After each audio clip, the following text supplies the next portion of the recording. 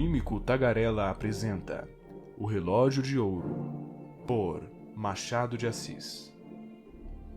Agora contarei a história do Relógio de Ouro. Era um grande cronômetro inteiramente novo, preso a uma elegante cadeia. Luiz Negreiros tinha muita razão em ficar boquiaberto quando viu o relógio em casa. Um relógio que não era dele, nem podia ser de sua mulher. Seria ilusão dos seus olhos? Não era. O relógio ali estava sobre uma mesa da alcova, a olhar para ele, talvez tão espantado como ele, do lugar e da situação. Clarinha não estava na alcova quando Luiz Negreiros ali entrou. Deixou-se ficar na sala a folhear um romance, sem compreender muito nem pouco, com o que o marido cumprimentou-a logo na entrada. Era uma bonita moça essa Clarinha, ainda que um tanto pálida, ou por isso mesmo, era pequena e delgada. De longe parecia uma criança, de perto, quem lhe examinasse os olhos veria bem que era mulher com poucas. Estava molemente reclinada no sofá, com o livro aberto e os olhos no livro. Os olhos apenas, porque o pensamento, esse eu não tenho certeza se estava no livro. Se em outra parte, em todo caso, parecia alheia ao marido e ao relógio. Luiz Negreiros lançou mão do relógio com uma expressão que eu não me atrevo a descrever. Nem o relógio, nem a corrente eram dele. Também não eram das pessoas suas conhecidas. Tratava-se de uma charada. Luiz Negreiros gostava de charadas e passava por ser decifrador intrépido. Mas gostava de charadas nas folhinhas, nos jornais, nos folhetins. Charadas palpáveis e, sobretudo, sem conceito, não as apreciava Luiz Negreiros. Por esse motivo, e outros que são óbvios, compreenderá o leitor que o esposo de Clarinha se atirasse sobre uma cadeira, puxasse raivosamente os cabelos, batesse com o pé no chão e lançasse o relógio e a corrente para cima da mesa. Terminada essa primeira manifestação de furor, Luiz Negreiros pegou de novo nos fatais objetos e de novo os examinou. Ficou na mesma. Cruzou os braços diante de algum tempo e refletiu sobre o caso. Interrogou todas as suas recordações e concluiu no fim de tudo que, sem uma explicação de Clarinha, qualquer procedimento fora baldado ou precipitado. Foi ter com ela. Clarinha acabava justamente de ler uma página e voltava à folha com ar indiferente e tranquilo de quem não pensa em decifrar charadas de cronômetro. Luiz Negreiros encarou-a. Seus olhos pareciam dois reluzentes punhais. Que tens? Perguntou a moça, com a voz doce e meiga que toda a gente concordava em lhe achar. Luiz Negreiros não respondeu à interrogação da mulher. Olhou algum tempo para ela, depois deu 2 voltas na sala, passando a mão pelos cabelos, por modo que a moça de novo lhe perguntou. Que tens? Luiz Negreiros parou defronte dela. Que é isso? Disse ele, tirando do bolso o fatal relógio e apresentando-lhe diante dos olhos. O que é isso? Repetiu ele com voz de trovão. Clarinha mordeu os beiços e não respondeu. Luiz Negreiros esteve algum tempo com o relógio na mão e os olhos na mulher, a qual tinha os seus olhos no livro. O silêncio era profundo. Luiz Negreiros foi o primeiro que rompeu, atirando estrepitosamente o relógio ao chão e dizendo em seguida à esposa: Vamos! De quem que é esse relógio? Clarinha ergueu lentamente os olhos para ele, abaixou-os depois e murmurou: Não sei. Luiz Negreiros fez um gesto, como de quem queria esganá-la. Conteve-se. A mulher levantou-se, apanhou o relógio e pô-lo sobre uma mesa pequena. Não se pôde sofrear Luiz Negreiros. Caminhou para ela. Segurando-lhe nos pulsos com força, lhe disse: Não me responderás, demônio? Não me explicarás esse enigma? Clarinha fez um gesto de dor, e Luiz Negreiros imediatamente lhe soltou os pulsos que estavam arroxados. Noutras circunstâncias, é provável que Luiz Negreiros lhe caísse aos pés e pedisse perdão de haver a machucado. Naquele momento, nem se lembrou disso. Deixou-a no meio da sala e entrou a passear de novo, sempre agitado, parando de quando em quando, como se meditasse algum desfecho trágico. Clarinha saiu da sala. Pouco depois, veio um escravo a dizer que o jantar estava na mesa. Onde está a senhora? Não sei não, senhor. Luiz Negreiros foi procurar a mulher.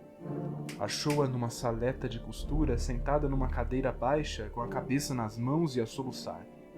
Ao ruído que ele fez na ocasião de fechar a porta atrás de si, Clarinha levantou a cabeça, e Luiz Negreiros pôde ver-lhe as faces úmidas de lágrimas.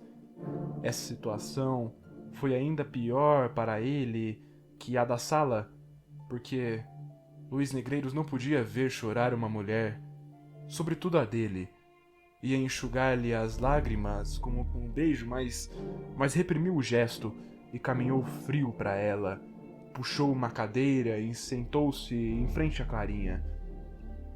Eu estou tranquilo, como vês, disse ele. Responde-me ao que te perguntei com a franqueza que sempre usaste comigo. Eu não te acuso e nem suspeito nada de ti. Quisera simplesmente saber como foi parar ali aquele relógio. Foi teu pai que esqueceu cá? Mas então... Oh, não me perguntes nada. Ignora como esse relógio se acha ali. Não sei de quem é. Deixa-me. É demais! Urrou Luiz Negreiros, levantando-se e atirando a cadeira ao chão. Clarinha estremeceu e deixou-se ficar onde estava. A situação tornava-se cada vez mais grave. Luiz Negreiros passeava cada vez mais agitado, revolvendo os olhos nas órbitas e parecendo prestes a atirar-se sobre a infeliz esposa. Esta, com os cotovelos no regaço e a cabeça nas mãos, tinha os olhos encravados na parede. Correu assim cerca de um quarto de hora. Luiz Negreiros ia de novo interrogar a esposa quando ouviu a voz do sogro que subia as escadas gritando: Ô, seu Luiz! Ô, seu malandrinho! Aí vem teu pai, disse Luiz Negreiros. Logo me pagarás. Saiu da sala de costura e foi receber o sogro, que já estava no meio da sala, fazendo viravoltas com o chapéu de sol, com grande risco das jarras e do candelabro. Você estava dormindo? Perguntou o Sr. Meireles, atirando o chapéu e limpando a testa com um grande lenço encarnado. Não, senhor, a gente estava conversando. Conversando? Repetiu Meireles, e acrescentou consigo. Estavam já rufos. É o que há de ser. Não vim cá pra outra coisa, acudiu Meireles.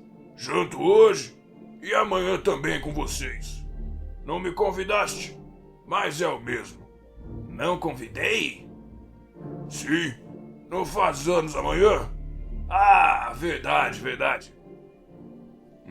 Não havia razão aparente para que, depois dessas palavras ditas com um tom lúgubre, Luiz Negreiros repetisse, mas dessa vez com um tom descomunalmente alegre. É verdade! Verdade! Meireles, que já por o chapéu num cabide pôs, voltou-se para o genro, em cujo rosto leu a mais franca, súbita e inexplicável alegria. Cê tá maluco? Disse Meireles. Vamos jantar! Bradou o genro, indo logo para dentro, enquanto Meireles, seguindo pelo corredor, ia ter a sala de jantar. Luiz Negreiros foi ter com a mulher na sala de costura e achou-a de pé, compondo os cabelos diante de um espelho. Obrigado, disse. A moça olhou para ele admirada. Obrigado, repetiu Luiz Negreiros. Obrigado e perdoa-me. Dizendo isso, procurou Luiz Negreiros a abraçá-la. Mas a moça, com um gesto nobre, repeliu o afago e foi para a sala de jantar. Tem razão, murmurou Luiz Negreiros. Daí a pouco achavam-se todos os três à mesa do jantar, e foi servida a sopa que Meireles achou. Como era natural, de gelo, ia já fazer um discurso a respeito da incúria dos criados, quando Luiz Negreiros confessou que toda a culpa era dele, porque o jantar estava há muito na mesa. A declaração apenas mudou o assunto de discurso, que versou então sobre a terrível coisa que era um jantar requintado. Que ne valut jamais rien. Meireles era um homem alegre, pilhérico, talvez frívolo demais para a idade, mas em todo caso interessante pessoa. Luiz Negreiros gostava muito dele, e via correspondida essa afeição de parente e amigo, tanto mais sincera quanto que Meireles só tarde e de má vontade lhe dera a filha. Durou o namoro cerca de 4 anos, gastando o pai de Clarinha mais de 2 em meditar e resolver o assunto do casamento. Afinal, deu sua decisão, levando antes das lágrimas da filha que dos predicados do genro. Dizia ele: a causa da longa hesitação eram os costumes pouco austeros que eu tive com minha esposa. De Luiz Negreiros não queria que, durante o namoro, mas que o tivera antes, que podia vir e a ter depois os mesmos costumes. Meireles confessava ingenuamente que fora marido pouco exemplar e achava que por isso devia dar à filha melhor esposo do que ele. Luiz Negreiros desmentiu as apreensões do sogro. O leão impetuoso dos outros dias tornou-se um pacato cordeiro. A amizade nasceu franca entre sogro e genro, e Clarinha passou a ser uma das mais invejadas moças da cidade. E era tanto maior o mérito de Luiz Negreiros, quanto que não lhe faltavam tentações.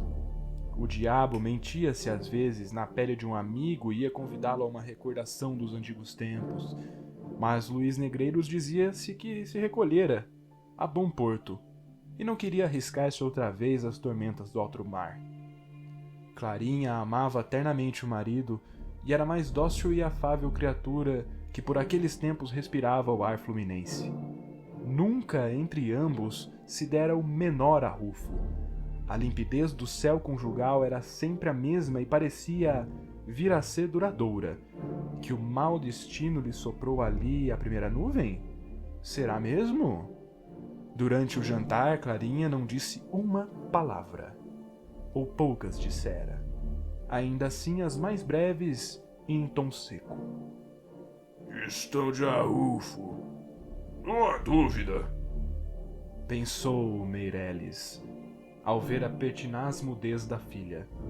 A arrufada é só ela, porque ele pareceu-me lépido. Luiz Negreiros efetivamente desfazia-se todo em agrados, mimos e cortesias com a mulher, que nem sequer olhava em cheio para ele. O marido já dava ao sogro todos os diabos, desejoso de ficar a sós com a esposa para a explicação que reconciliaria os ânimos. A explicação final. Clarinha parecia não desejá-lo. Comeu pouco e 2 ou 3 vezes soltou-se um suspiro de suas bocas. Já vê-se que o jantar, por maiores que fossem os esforços, não podia ser como dos outros dias. Meireles, sobretudo, achava-se acanhado. Não era que recasse algum grande acontecimento em sua casa. Sua ideia é que sem arrufos não se aprecia a felicidade, como sem tempestade não se aprecia o bom tempo.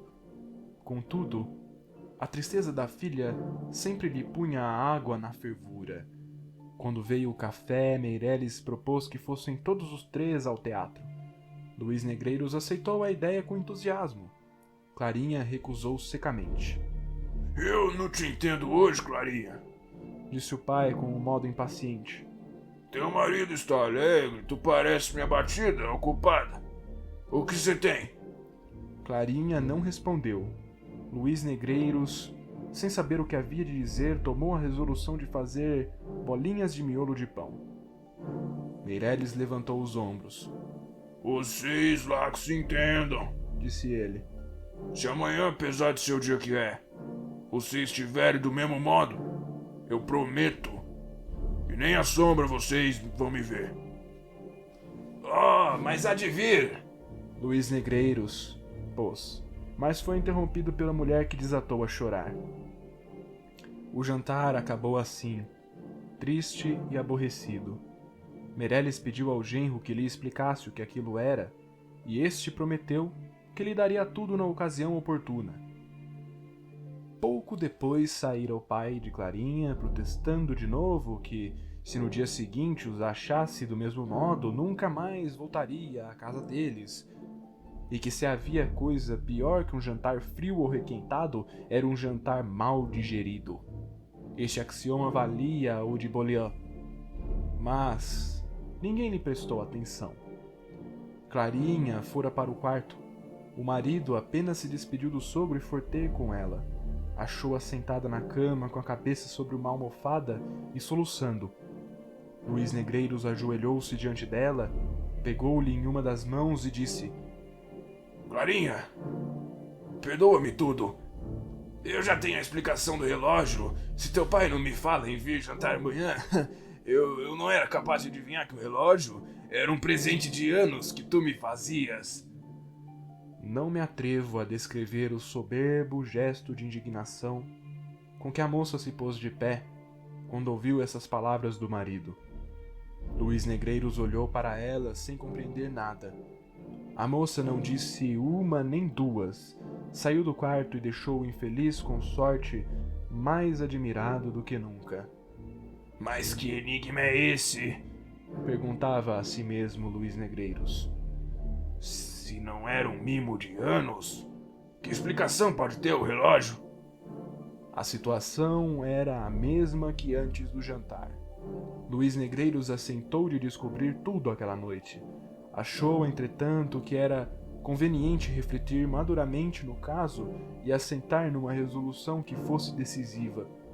Com esse propósito, recolheu-se ao seu gabinete e ali recobrou tudo o que havia se passado desde que chegara à casa.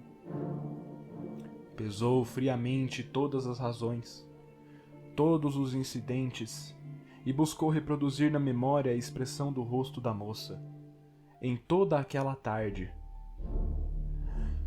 O gesto de indignação, a repulsa quando ela foi abraçá-lo na sala de costura, eram a favor dela, mas o movimento com que mordera os lábios no momento em que lhe apresentou o relógio, as lágrimas que lhe rebentaram a mesa e, mais que tudo, o silêncio que ela conservava a respeito da procedência do fatal objeto, tudo isso falava contra a moça.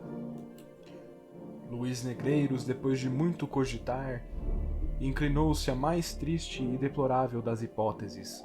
Uma ideia má começou a enterrar-se no espírito à maneira de verruma, e tão fundo penetrou que se apoderou dele em poucos instantes. Luiz Negreiros era homem assomado quando a ocasião pedia. Proferiu 2 ou 3 ameaças, saiu do gabinete e foi ter com a mulher. Clarinha recolhera-se de novo ao quarto. A porta estava apenas cerrada. Eram 9 horas da noite. A moça estava outra vez assentada na cama, mas já não chorava. Tinha os olhos fitos no chão. Nem os levantou quando sentiu entrar o marido. Houve um momento de silêncio. Luiz Negreiros foi o primeiro que falhou. Clarinha, Disse ele. este momento é solene.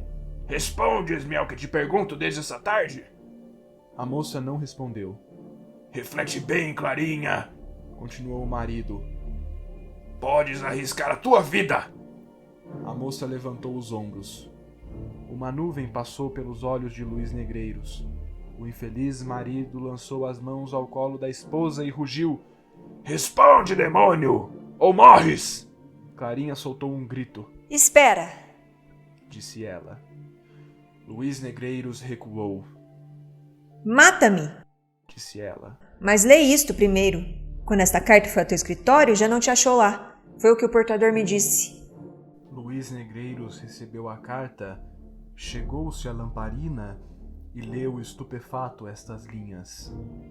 Meu nhonhô, sei que amanhã fazes anos. Mando-te essa lembrança. Tua Yaya. Assim acabou a história do relógio de ouro.